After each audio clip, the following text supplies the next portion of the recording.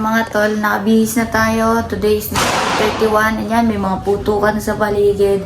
So, ang gagawin lang natin is magpapagas tayo. So, ayun, ngayon mga tol, driving tayo. And yun, magpapagas tayo.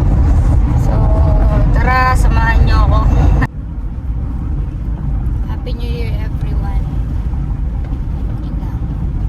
Kapalinis ang auto, mag-grocery.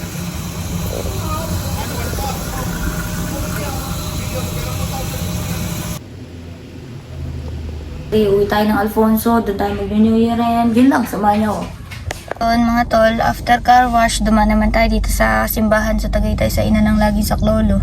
May mga bagay kasi minsan na kaya mong solusyonan ng mag-isa at may mga bagay na maraming tanong na hindi mo alam kung anong sagot. Kaya yun, talagang dumudulong tayo kay Lord. Yun lang, may mga bagay na kaya mong solusyonan at pakiramdam ko mas maraming bagay na hindi ko kaya kung wala si Lord. Yun lang, kaya yun.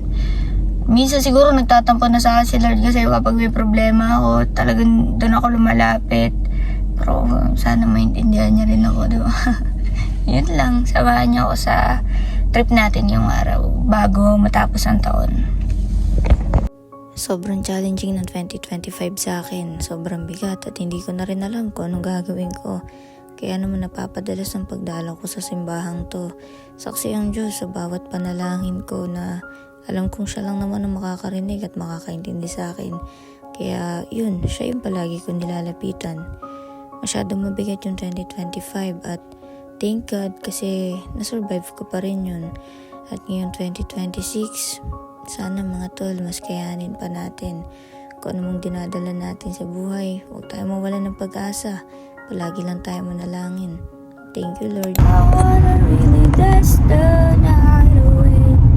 New Year na! This is the last day ngayong taon. Anong ginawa ko? Nagsimba, nagpagas, nagpa-car wash, namili with my bebe. Yun lang. Tapos uwi na ako sa amin ngayon para mag-celebrate ng New Year, diba? Yun lang. Sobrang hirap ng 2025 para sa akin, broken. I don't know how to explain how it feels. But, ayun lang yung masasabi ko. Mahirap yung 2025 and I hope 2026 ay maging masagana, maayos. Hindi sobrang hirap sana.